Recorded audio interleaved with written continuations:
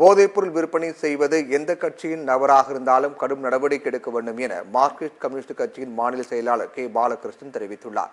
சேலத்தில் செய்தியாளர் சந்தித்த அவர், இன்றைக்கு தமிழகத்தில் கஞ்சா விற்பனை என்பது போட்டி அரசாங்கம் நடத்தும் அளவிற்கு அதிகரித்து விட்டதாக குற்றம் சாட்டினார். பள்ளி மாணவர்கள் மட்டுமல்ல, மாணவிகளையே கஞ்சா பழக்கத்திற்கு ஆளாக்கப்பட்டுள்ள கொடூரம் தமிழகத்தில் அரங்கேறி உள்ளது என்றும், எதிர்கால சமுதாயம் எந்த நிலைமைக்கு போகும் என்று தெரியாத அளவிற்கு தற்போது சீரழிந்து வருகிறது என்றும் தனது ஆதங்கத்தை வெளிப்படுத்தினார். போதைப் பொருள் கடத்தலில் எந்த கட்சியினர் ஈடுபட்டாலும், யாருடைய செல்வாக்கு இருந்தாலும் தயவு தாட்சன் இன்றி கைது செய்வதுதான் சரியான நடவடிக்கை என்று அவர் கூறினார்.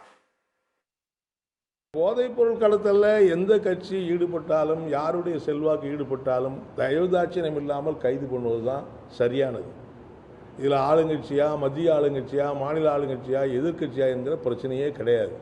ஏன்னா ஒட்டுமொத்த சமூகத்தை அழித்து அதை நாசப்படுத்தி புறையோடு செய்கிற ஒரு செயல் என்பது போதைப் பொருள் கடத்தல் என்பது அது ஒரு பிரச்சனை. இதுவரைக்கும் அவங்க கைப்பிடிச்சிருக்கிற சரக்கை சொல்கிற போது பார்த்தா 3 லட்சம் கோடி ரூபாய் பெருமானம் உள்ள போதைப் பொருளை பிடிச்சிருக்கோங்கிறாங்க. அப்படின்னா பிடிக்காமல் போனது எத்தனை லட்சம் கோடி இருக்கும். ஸோ இது ரொம்ப ரொம்ப ஆபத்தானது. அவர் சம்மந்தப்பட்ட ஒரு திமுககாரா இல்லையாங்கிறதே பிரச்சனை கிடையாது. திமுகவாக இருந்தாலும் ஆளுங்கட்சியாக இருந்தாலும் இப்படிப்பட்ட சமூக விரோத செயல்களில் ஈடுபடுவர்களை அனுமதிக்கக்கூடாதுங்கிறது தான் எங்களுடைய கட்சியினுடைய நிலை. நாங்கள் அதுதான் வற்புறுத்தியிருக்கோம்.